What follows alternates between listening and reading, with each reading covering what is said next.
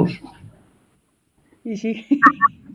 El Ave María a la Virgen y empezamos a trabajar. Qué interesante. Dios te salve María, llena eres de gracia, el Señor es contigo. Bendita tú eres entre todas las mujeres y bendito es el fruto de tu vientre Jesús. Santa María, Madre de Dios, ruega por nosotros pecadores, ahora y en nuestra muerte. Amén. Decía que lo que tengo de fondo es la iglesia de Braojos. Mi cabezota tapa el retablo principal y tengo a un lado el retablo de la Asunción con Gregorio Fernández y al otro el retablo del Rosario. Una maravilla. Entonces, si me quito, veis el retablo principal. Pero bueno, tampoco estamos para ver todo. Decía que es una pena que hoy no estemos muchos, porque vamos a hablar del séptimo mandamiento, que también tiene su gracia. Uno en el pueblo aprende muchas cosas. Una de las cosas que aprende es que la gente, pues dándose cuenta, siendo conscientes de la dificultad que tiene los de los mandamientos, sobre todo sexto y séptimo, mi pueblo aprendí una cosa que decía lo siguiente, que otro día la dije: si en el sexto no hay perdón, ni en el séptimo rebaja, ya puede nuestro Señor llenar el cielo de paja. Claro, porque el sexo tiene su tirón, pero el dinero también es muy goloso. Entonces la gente dice, como el Señor tenga benevolencia con nosotros, la verdad que estamos perdidos, ¿no? Estamos completamente perdidos. Bueno, séptimo mandamiento, que es el de no robar. Bueno, me vais a permitir, a ver, que toque una cuestión previa. A ver, la gente siempre dice, alguna gente, ¿no?, que la iglesia tiene que ser pobre, que el dinero es muy peligroso, que no hay que tener el dinero, que habría que desprenderse de los bienes, que, en fin. Yo tengo una teoría sobre el dinero. Y es que el dinero es muy bueno. Y que lo que es malo es no tenerlo. No es bueno. Y lo que es malo es no tenerlo. Vamos a partir de ahí. Pues eso de que ahora que el dinero es malísimo, no es verdad. Lo que es malo es la pobreza. El dinero en sí no es malo. Entonces vamos a partir de ese dato. Y que el dinero es bueno. Y que no tenerlo es una desgracia. Es una pena. Es una lástima.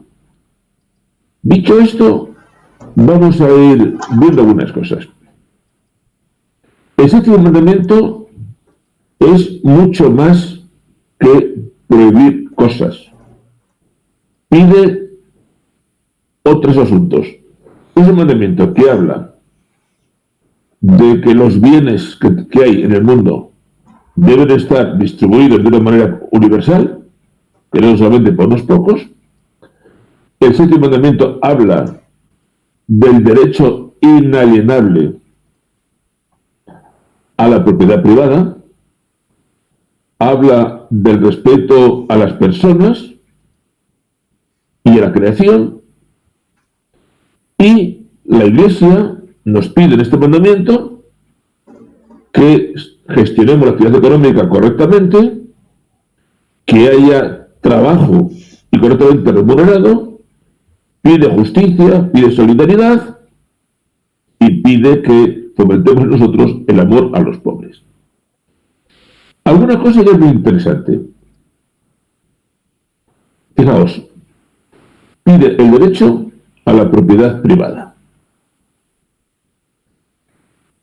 Cuando nos da por estudiar la historia de la Iglesia de una manera manipulada, decir, bueno, es que los primeros apóstoles, los primeros cristianos, lo tenían todo en común. Eso es fantasías, cuentos, y esos son ideales que en algún momento se cumplieron, pero prácticamente nunca. Y la propiedad privada, y uno de los argumentos, me dice que es clave para vivir con dignidad. Eso sí, la Iglesia dice sobre la propiedad privada que toda propiedad privada tiene siempre sobre ella una hipoteca social. Entonces, el dinero ¿Es bueno? Sí, con dos condiciones: que se adquiera por medios lícitos y que se emplee correctamente. Con eso es buenísimo. Ya está, Adela. O sea, con eso es buenísimo. Que se adquiera correctamente y que se emplee correctamente. Hola, Adela. A partir de ahí el dinero es muy bueno. Insisto, una de las cosas que el catecismo más insiste es en el derecho inalienable a la propiedad privada. Eso no nos lo puede quitar nadie. Eso es intocable. Insisto en las dos condiciones: que los bienes se adquieran de modo justo. Bueno, si tienes propiedad, o sea, de atracar bancos y de explotar negritos, pues claro, evidentemente eso no es admisible, y que los bienes se empleen para mi desarrollo personal y de forma que repercutan para bien de la sociedad. Si adquiero bienes y lo que hago es adquirir lingotes de oro para meterlos debajo del adoquín de mi cama, pues eso no tiene sentido. Que no tenga bienes y los emplee para subir y para crear riqueza, eso es una maravilla, y la Iglesia lo pide y lo reclama además. Sigue hablando el catecismo, otro número más, de la propiedad privada. ¿Cuál es su finalidad? Dice: garantizar la libertad y la dignidad de cada persona, sacar adelante las necesidades de su familia y ayudar a los que viven en necesidad. La propiedad privada, dice el catecismo, fijaos, garantiza la libertad y la dignidad de cada persona. Garantiza la libertad y la dignidad. Y de hecho, en países como en Rusia, que trataron de suprimir la propiedad privada, la gente ha sido más pobre, más infeliz y menos digna. Da cuenta una cosa: en todos los países que han oprimido la propiedad privada, ha aumentado el fraude y la mentira. En todos. Es curioso. Si tú vas a Cuba y tienes un salario de 4 perras y no puedes vivir, y no tienes propiedad privada, prácticamente no tienes nada, ¿de qué vives? De engañar, de timar, del extraperlo, de la reventa, de no sé qué, del mercado negro. Por tanto, la propiedad privada, garantizarla, es garantizar la libertad y la dignidad de las personas. Y esto, la Iglesia no va a renunciar. Claro, si no te permite ni tener tus cosas, entonces, ¿qué libertad tienes? ¿Qué dignidad tienes? Dice más. Vamos a entrar en cosas interesantes. ¿Qué otras cosas, pues, quiere decir, manda? Es decir, los mandamientos los estamos viendo de forma muy positiva. ¿Qué otras cosas manda ese séptimo mandamiento? Dice: el respeto de los bienes ajenos, respeto a las promesas, respeto a los contratos, reparar injusticias, restituir lo robado y respetar la creación. Bueno, estamos en un mundo en el que a mí se me pide, por respeto a los mandamientos, cumplir los contratos, devolver lo robado, si hago una justicia, repararla y cuidar de las cosas. Es cuestión de séptimo mandamiento. Por lo tanto, si yo hago un contrato y lo hago de una manera fraudulenta, lo hago engañando, lo hago con una letra pequeña para poder luego timar al que tengo enfrente, si robo y no devuelvo y tal, pues no hay manera. De hecho, cuando un sacerdote en confesión oye de un robo, lo primero que tiene que decir es: esto hay que devolverlo y hay que reparar el daño. De alguna manera. Hay veces que el daño no se puede reparar, pero siempre buscar la forma de que ese daño pueda ser reparado. Siempre. Claro, si yo robo a vosotros y no lo devuelvo, eso es ir contra el séptimo mandamiento. Y también ese séptimo mandamiento habla de respetar la creación. Fijaos que hay algo que digo todos los días. que los mandamientos de la Iglesia son cosa, sobre todo, de una lógica aplastante. Una lógica aplastante. ¿Se puede utilizar la naturaleza? Pues evidentemente, con sentido común. ¿Se puede utilizar la madera del Amazonas? Sí, lo que no se puede hacer es talar toda la Amazonas de repente. Claro. Esto es sentido común y es tener un poquito de cuidado. Un punto controvertido para mucha gente, que yo creo que no es tanto. ¿Y cuál debe ser el comportamiento? Esto es muy divertido. El comportamiento del hombre con relación a los animales. Vuelve al sentido común. Pues ni tratarlos como si fueran un hijo de tus entrañas, uno por ahí, unos perritos con unos collares de diamantes y unos vestiditos, no sé qué, ni tampoco hacer daño por hacer daño. ¿Vale? Está a nuestro servicio, nos los comemos, pues somos omnívoros, también comemos carne, nos los comemos y los utilizamos para la diversión, para el ocio, para el trabajo y para la experimentación científica, sin ensañamientos necesarios, sin locuras.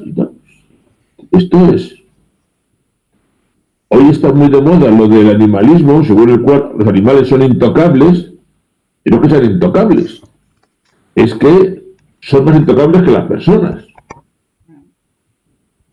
En España puede haber 100.000 abortos al año que no ocurre nada, pero tú te cargas un huevo de gallina, perdón, de cigüeña, y te caes del pelo. En España es curioso, un dato, no sé si sois algún aficionado a los toros. Bueno, un dato curioso. Generalmente los taurinos son todos antiabortistas. Y los proabortistas son antitaurinos. Es llamativo, ¿no? Toda la gente que se la plaza de toros a protestar contra la tortura animal son todos proaborto. Tú preguntas a la gente que va a la plaza de toros, a una corrida de toros, ¿qué piensan del aborto? Y mayoritariamente son contrarios. No solamente eso. El sufrimiento del toro. No he visto gente que cuide más los animales que un ganadero. Para lo que están. Y un ganadero, cuando un toro en la plaga sufre necesariamente, sufre más que el toro. Pero es que con los animales estamos tontos. Ha habido brigadas de gente que iba, no lo perdáis, a los mataderos de cerdos para dar besitos a los cerdos antes de entrar al matadero para que los pobrecitos cerdos fueran contentos. Hay que estar mal de aquí. Ha habido gente en Galicia, bueno, esto me lo hace lo que yo, unos cuantos terroristas que abrían las jaulas de los bisones para soltarlos. Un daño horroroso. Entonces, vamos a ser sensatos. Sí, yo a socio lo cuido mucho. Pero hombre, si a socio le doy más cuidado que a mí mismo y le compro vestido de Christian Dior, pues se me ha ido la olla. ¿No? Como si coja el socio y le repartió todas las mañanas. Es que si la Iglesia pide cosas muy comunes. Los animales a nuestro servicio. Para ocio, para descanso y para trabajo. A ver si les va a resultar que uno puede atar a la burra para que tire el carro. Por la puerta burra se cansa. Igual es curioso. En este mundo, donde tenemos tanto animalista, que está obsesionado con los pobres animalitos, y sin embargo está todo el mundo encantado con la eutanasia, con el aborto, con no sé qué. Entonces, el comportamiento de los animales. ¿Se puede experimentar con los animales? Hombre, de todo límite razonable, caramba. Sí, claro. Por eso digo que en la moral de la Iglesia, la gran mayoría de lo que se nos da son cosas de puro y simple sentido común. ¿Hay que matar a los cerditos para comerlos? Claro, para hacer chorizos. Vamos a intentar matarlo de manera que sea menos el animal, menos traumática. Pero no hay que matar a los cerditos para comer chorizos. Todo eso es como la cosa, que esto no queda más remedio. Y el corderito para comerlo, y la vaquita para hacer filete, pues bueno. Ahora salen las animalistas protestando porque se ordeñan las vacas para tomar leche. ¿Qué quiere usted toda la vida? Y bueno, Entonces, en esto estamos todos más que de acuerdo, ¿no? Si Adela, todos los perros los cuidas, pero tampoco hace falta que los des caviar para comer, tampoco hace falta para tanto. O sea, no te pases con el caviar para los perros. ¿Y qué prohíbe el séptimo mandamiento? Admitir, ahí estamos. Prohíbe el robo y prohíbe todo lo que se pueda identificar como robo, es decir, pagar salarios injustos, variar el mercado de manera fraudulenta para sacar los beneficios que te corresponde, las falsificaciones, los timos, los fraudes comerciales, los fraudes fiscales, hacer daño a propiedades públicas o privadas, también públicas. Hombre, esto es muy interesante. Y aquí parece que como lo público de todos, yo puedo salir por las calles, quemo contenedores, rompo escaparates, tiro señales del tráfico. Eso es robar, ¿eh? Pues alguien tendrá que pagarlo, ¿no? Sí. Y yo espero que a los que estén haciendo eso, los obliguen a pagarlo. ¿Por qué tenemos que pagar como sociedad el gusto de decir un niño por quemar un contenedor? Digo yo, ¿no?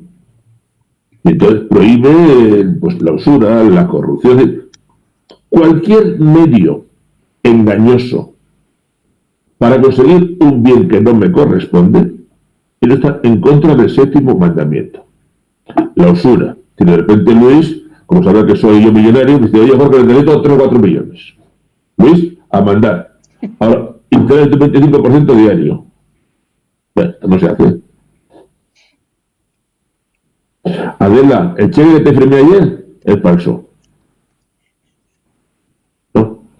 Y además, la señora que viene a limpiar en casa con un medio tonta, con 1 euro por hora tiene bastante. Y además resulta que en la empresa, como no se enteran de mucho, pues aprovecho para traerme para casa los folios, los bolígrafos, la cinta de la impresora y el no sé qué. Bueno, eso constantemente. Y además, oye, pues aprovecho todo eso. Lo entiende uno.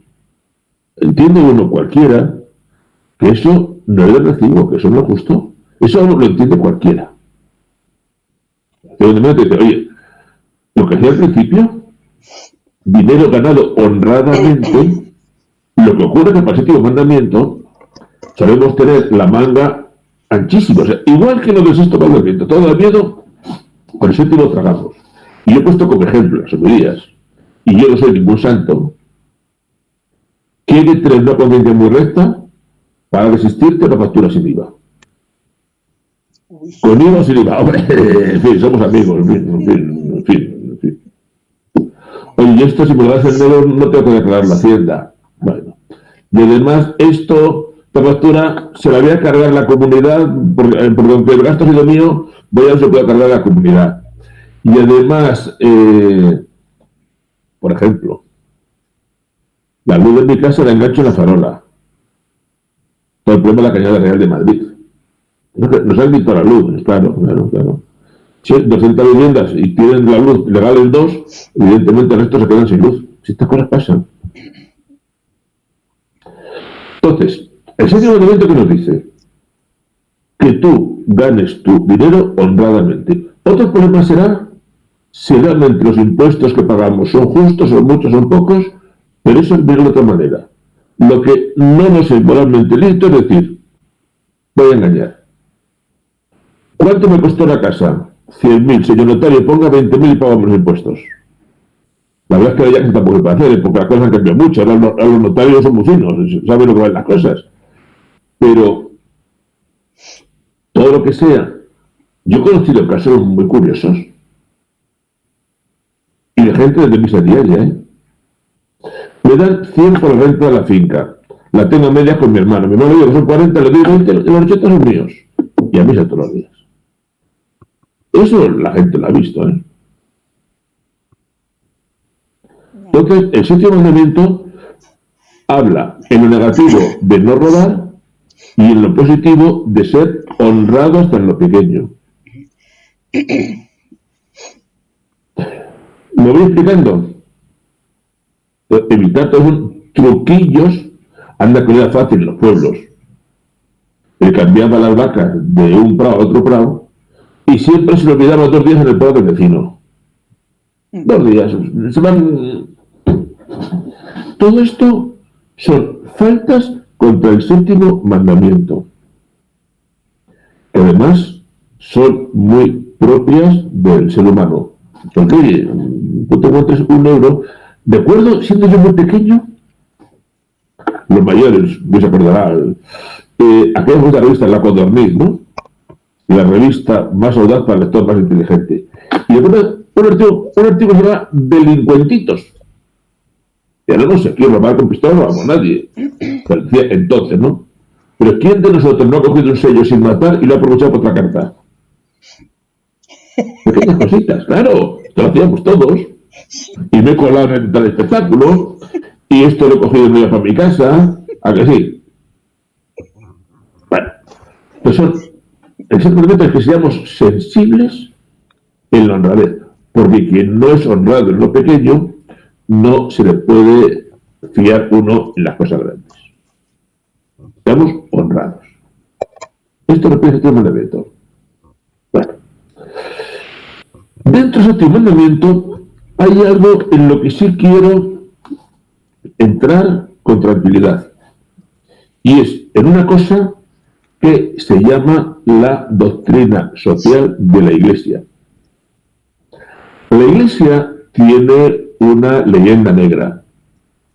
Una de ellas son caricaturas que nunca nos ha importado el mundo del trabajo, el mundo del sindical, el mundo de los pobres, que nosotros nunca la justicia, al revés, que apoyamos no sé qué, que las señoras que van a misa luego nos pagan a los empleados.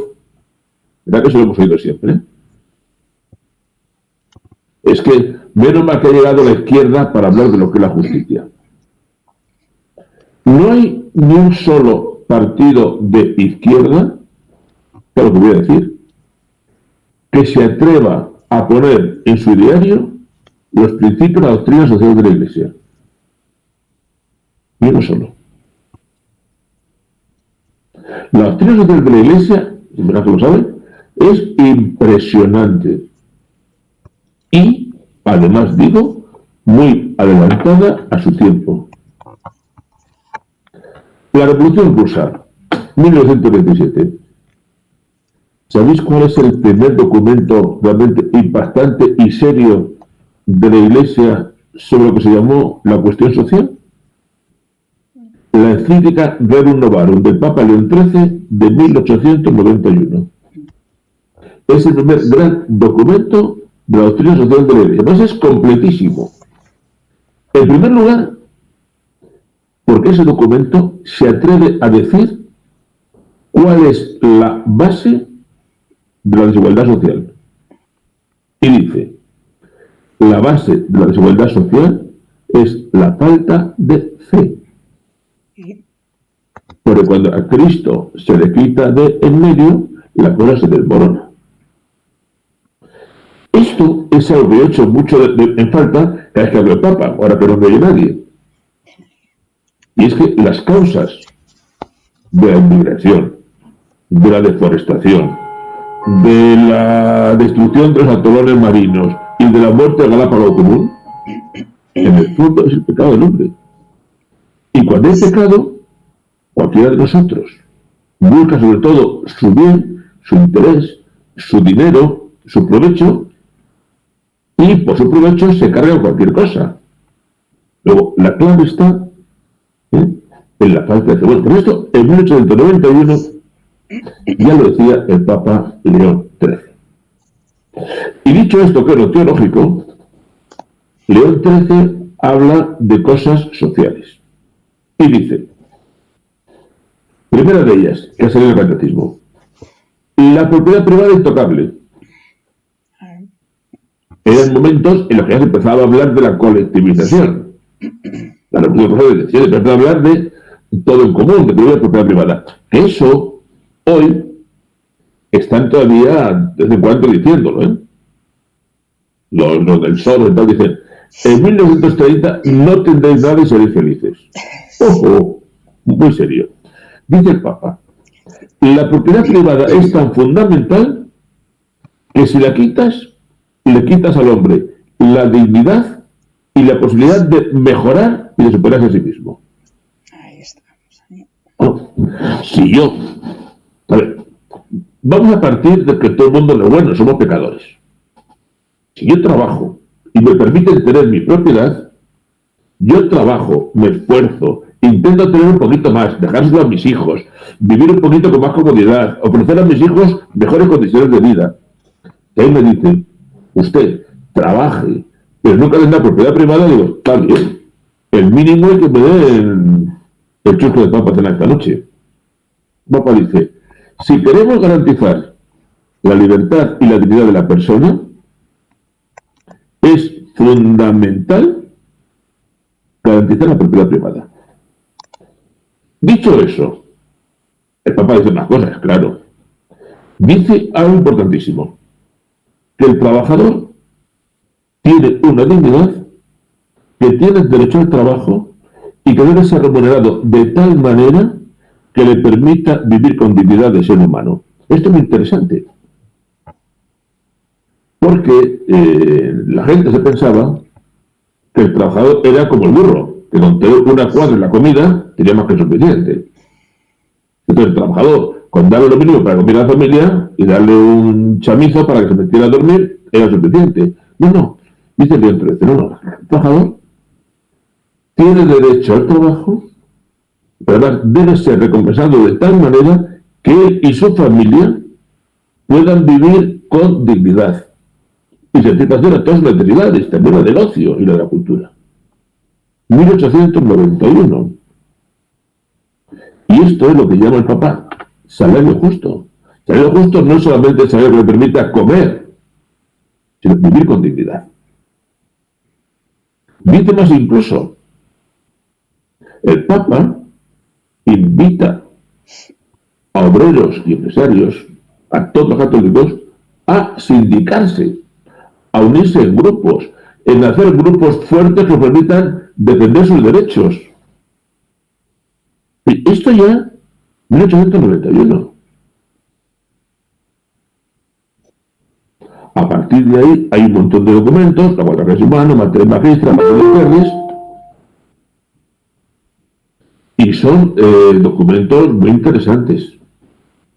Pero, de verdad, merece la pena estudiar y conocer la doctrina social de la Iglesia. Dice la Iglesia sobre el trabajo, sobre el salario, sobre el cuidado de la tierra, sobre la empresa, sobre la ecología. Hay, además del compendio del catecismo, un compendio de doctrina social de la Iglesia que en la página web de la Santa Sede se puede leer y consultar, y que es una maravilla. ¿Qué problema tenemos? Que los católicos demasiadas veces vivimos con complejos de culpa y no sé muy bien por qué. Entonces, el complejo agrandado es que a nosotros no nos importa ni los obreros, ni la justicia social. Vamos a ver, cojan ustedes la doctrina de la Iglesia y terminen, si quieren, con la última encíclica de Juan Pablo II, que vivió bajo el comunismo, supo lo que era eso y supo lo que es la dignidad de la persona. Yo os invito a conocer la doctrina social de la Iglesia. La Rerum Novarum, que es 1891, ha llovido, es impresionante que en aquella época los papas hablaran con esa claridad de la justicia social. Los papas siempre han dicho que no admiten como social el comunismo, porque te quita tu libertad, te quita tu dignidad, te impide progresar, lo que estábamos diciendo de la propiedad privada. Los papas jamás han admitido el capitalismo salvaje. La ganancia por la ganancia, caiga quien caiga. Jamás. También tiene todos a la Iglesia, que no hay una tercera vía. O sea, económicamente, hoy no se ha descubierto una tercera vía que sea la más justa. Pero sí parece, vista la experiencia, que los socialismos mitigados, los capitalismos mitigados, es decir, la socialdemocracia, un punto intermedio, es lo que ha podido funcionando. Ahora, lo que sí tenemos todo el mundo claro es que quieres acabar con la dignidad de la persona y quieres empobrecerla, quitará la propiedad privada. A ver, si es que esto es el ABC. Si yo haga lo que haga, me van a dar esto, haré lo menos posible. Ahora si me dicen, si tú haces más, van a tener más, hombre, pues me muevo. Me esfuerzo, trabajo, ahorro, por mí, por mis hijos, por mi futuro. Pero pues todo esto entra dentro del 7º mandamiento. Y la Iglesia entra en materia social siempre que ve que la dignidad de hijos de Dios pueda estar en peligro. Nos dice, no, ustedes a rezar a San Antonio. Si no, sí, a San Antonio rezamos. En la Virgen del Carmen, y decimos misa, y sacamos la cruz. Perfecto. Pero hablamos de la persona como hijo de Dios. Y la persona como hijo de Dios tiene unos derechos y unas obligaciones y una dignidad. Y si le ves a ver pisoteada la dignidad de la persona, entra. Porque la dignidad de la persona la que está siendo pisoteada. Y entra, yo diría que con principios generales, aunque luego en el tema concreto de las cuestiones es mejor que la Iglesia se calle. Por ejemplo, el drama de la emigración. Pues realmente es terrible que haya gente que tenga que abandonar sus países y buscar otras formas de vida más dignas. Es terrible. Y esto, como Iglesia, nos preocupa lo que afecta a la vida de la persona. Ahora bien, si hay que abrir la frontera del todo, cerrarla del todo, con pasaporte, sin pasaporte, con qué medios, no nos toca a nosotros decirlo. Por decirlo es pura demagogia. Es decir, como Iglesia, no tiene que haber fronteras, es una memez y de la bordas. La de la bordas. La gente, si no tiene alimentos, ¿tiene derecho a buscarlos donde estén? Sí. Y nosotros a proporcionárselos de una manera digna y decente. Porque si a España llega un señor en la patera, y le digo, pase usted, y viene sin papeles, por eso podemos dar, tenemos a un posible delincuente y estamos fomentando el fraude laboral. Ah, no. Entonces sería claro. Si el señor que viene en la patera viene con su papelito en la mano y su contrato de trabajo, llega, trabaja, nadie lo explota, no se juega la vida en el estecho, vive como una persona y encima cotiza. Será más digno para todos. Ahora, lo que ven de decir, hay los florecitos negritos que abran las fronteras. ¿Para qué? Llegan a España, no hay trabajo, no tienen vivienda, no tienen papeles, tienen que dormir en la calle. Es decir, están peores nosotros también. Voy a contar una cosa con un personaje que Miguel Ángel conoce. El que fue muchos años obispo de Tánger, Santiago Agrelo. Yo con él he tenido peloteras muy gordas. Porque Santiago Agrelo, fronteras abiertas, fronteras abiertas, fronteras abiertas. Y un día dije, bueno señor, el maestro fue en las redes, la pelotera. Señor, usted en su casa, su palacio episcopal en Tánger, ¿tiene cerraduras?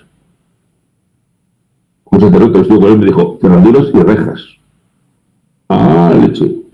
¿Tengo señor tiene cerraduras y rejas? Sí. Pues mire usted, la frontera es la cerradura que tiene un país. Claro, cualquiera de nosotros tiene cerraduras. Entonces, la Iglesia interviene. Yo lo que sí creo es que la Iglesia lo que no puede hacer es dedicarse a explicar a los políticos cómo tienen que gestionar el cupo de los inmigrantes. Eso nos toca a nosotros como Iglesia. Y porque además nos pueden sacar los colores. Como estamos en confianza. No se puede estar pidiendo la apertura de fronteras desde el único país del mundo que tiene muralla alrededor con guardia en la puerta, que es el Vaticano. Pues el Vaticano no puede entrar en el jardín, de los jardines del Vaticano, sino con permiso especial. El único estado del mundo que tiene un muro perimetral con guardia suiza no puede estar pidiendo que se abran las fronteras, porque te da la risa. Don Jorge, además otra cosa. es que se habla solo de lo que llega y se oculta. Y me aplico lo del piensa mal y acertarás, las causas. O sea, es como si a mi, eso es como si a mi casa llega porreando la puerta a alguien diciendo, es que me persigue un señor que me está atracando, déjame entrar. Y resulta que yo, si no quiero dejar entrar a todo el mundo que me llama a la puerta, la culpa es mía. Oiga, ¿y del atracador no habrá que decir algo? Ahí, mira, ¿Por qué está huyendo la gente de esos países? Sin contar lo evidente que es que lo que llegan no son mujeres y niños desnutridos, sino hombres en edad ahí, militar y con entrenamiento. Pero dejando al margen eso, en el tema de- lo hay que la Iglesia debería decir es ¿por qué está la gente huyendo de allí? No echarnos las culpas a los que estamos aquí. Y a mí eso mira, me parece malicioso. hay varias cosas. La primera, No sé. si queremos hacer la inmigración, hay que ver qué está pasando en los países de África, Claro. donde están un montón de dictadores que tiene la gente machacada y a la policía puede decir nada, no sé por qué. En una ocasión, cuando se puso tan de moda lo de controlar la deuda externa, don Juan Velarde Fuerte, su catedrático de economía muy serio, nos dijo, lo peor que se puede hacer a un país es controlar la deuda externa, porque esto al final crea más pobreza. Y dijo, la única forma de que un país prospere es garantizar la democracia interna y una justicia independiente. Mientras no tengan eso es inútil. Es inútil. Claro, entonces vas allí con el dictador, te hace lo que da la gana y ya puedes contar la vida. Entonces es inútil. Y Me luego, permito una cosina solo. Recomiendo buscar un artículo de hace ya bastantes años de una señora africana muy importante, que ahora mismo no recuerdo el nombre, y ella como africana escribió un artículo excepcional sobre este tema que se llama La ayuda que mata, diciendo eso que está usted diciendo, don Jorge. eso, los mismos obispos africanos han dicho algo, que la apertura tan generosa, entre comillas, que hacemos en Europa, lo que está haciendo es que la gente con más posibilidades, con más fuerza y con más energía que tiene en África, deje sus países para venir a Europa, con lo cual encima están empobreciendo más. Bien. Bueno, y con todo esto, a lo que voy es que no es a la católica lo que nos toca decir cómo la economía mundial tiene que funcionar para que, porque además tenemos muy poquita idea de muchas cosas. Y generalmente los clérigos de economía no sabemos nada, sabemos muy poquito. Velaje sabe más porque ha sido economía de Tesano y ya lo aprendió. Pero el resto sabemos de economía muy poquita cosa. No, es verdad. Entonces, cuando la Iglesia habla de vida real económica, la Iglesia tiene que hablar de una cosa: de dignidad universal, de solidaridad y de ayuda. Ver cómo se hace la ayuda, habrá que estudiarlo. Porque no es igual la ayuda que dice, yo creo que la migración tiene que ser controlada, que dice, que venga todo el que quiera. Y además, no solamente que venga el que quiera, sino que la puerta de la frontera va a tener unas zapatas dando zumo de naranja. Eso nos toca a nosotros. Ahora, sí es verdad que como Iglesia siempre apoyaremos la dignidad, siempre apoyaremos la justicia económica y siempre apoyaremos la solidaridad. El negocio está, vamos a ser claros, que todo el mundo quiere la solidaridad, todo el mundo quiere la justicia, todo el mundo quiere la bondad de todo el mundo, pero a la hora de aplicar fórmulas, evidentemente las fórmulas que aplica o que propone Vox, PP, Ciudadanos, el PSOE o los de Podemos son distintas, son completamente distintas y todos supone que queremos lo mismo, son completamente distintas. Luego nosotros como Iglesia no podemos optar por una de ellas porque nos faltan datos y porque no es nuestra misión. Pero sí podemos señalar principios, que haya dignidad, que haya justicia, que no explote a las personas y luego veremos cómo se hacen las cosas. Oye, es la 1:15, ¿eh? Don Jorge, que le queda una pregunta ahí de Carlos. Carlos me decía, es que se me ha ido el texto ahora mismo. Perdón. Me decía, el egoísmo y la avaricia son pecados contra el séptimo mandamiento. Sí, la avaricia, por supuesto, el egoísmo. El egoísmo siempre es pecado. El pensar en uno más que en Cristo y los demás es pecado. La avaricia es un pecado. Y muchas veces un pecado por omisión. A mí en una ocasión alguien me dijo lo siguiente de una persona. ¿Qué fue esto? Nunca hizo mal, pero tampoco hizo un favor a nadie. No hizo mal, pero nunca hizo un favor a nadie. Si yo creo este mandamiento, o sea, la avaricia es contra la avaricia generosidad. Nos pide generosidad, apertura, hacer un favor y ayudar a mi hermano a que pueda vivir con dignidad, hijo de Dios. También en lo económico. Ahora, insisto en esto, la fórmula económica para que uno viva con dignidad no me toca a mí como señor cura decirle ni al obispo ni al papa.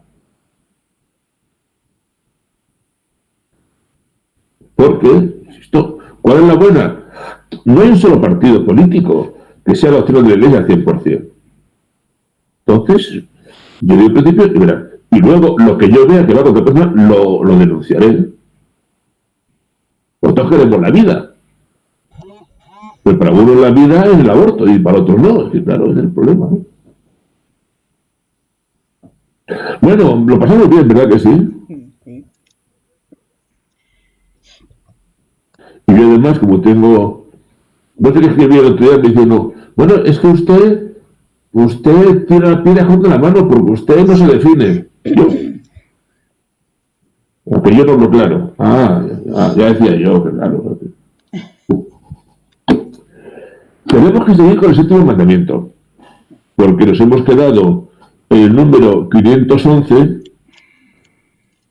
y hasta el 520 hay un montón de cosas que tenemos que mirar. Va a aparecer el tema de solidaridad internacional, dirigentes de empresa, el Estado, trabajadores, el derecho al trabajo.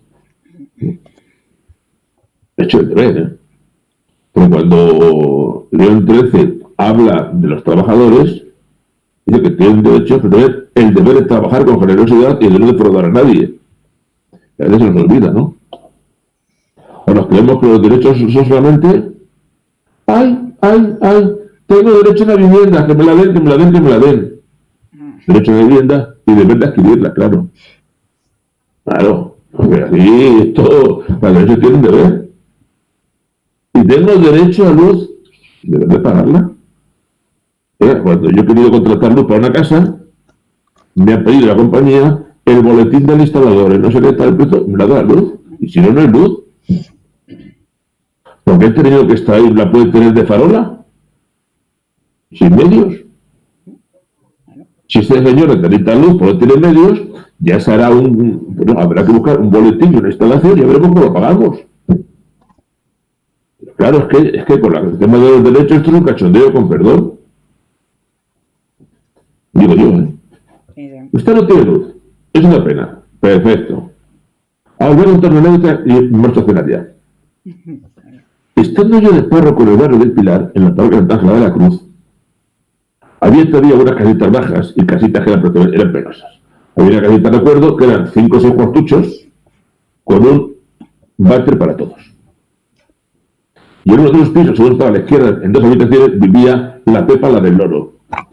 La llamaban así porque tiene un loro. Su marido había trabajado con los americanos, entonces tiró un loro.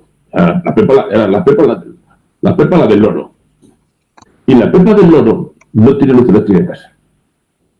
No tiene luz eléctrica. Y yo, la verdad, se me conmovía las entrañas. Dije, Pepa, te pongo la luz como sea. ¿Qué me dijo la Pepa? No se preocupe de mí. Yo apaño como pueda. Otros tendrán más necesidad. Ole. Pobre Pepa. Se le murió el loro. La quise comprar otro pajarito y se negó. ¿Quién dice con todo esto? Que también los derechos y los deberes también van mucho con las personas. Y que es que tengo derecho a luz y agua y tal, y claro, así como yo. Y tengo derecho a luz y el deber de pagar el recibo cuando llega. Sí. Porque yo no quiero pagar recibo. Al hecho, o sea, ¿pero que quieres que te lo pague yo? Porque esa es la otra, ¿no? Y aquí esa mentalidad según la cual lo común no es de nadie, no funciona así, ¿eh? Entonces, luz gratis, agua gratis, quemo contenedores, rompo farolas, rayo paredes, me engancho al agua, porque es de todos. ¿Vale? Se paga, ¿eh? O sea, no, y el médico gratis, no, perdón, el gratis no es nada. Lo paga usted, lo paga otro. Y esto entra en séptimo mandamiento. Y a veces nos pensamos que el que dice que es pobre, a él no le afecta.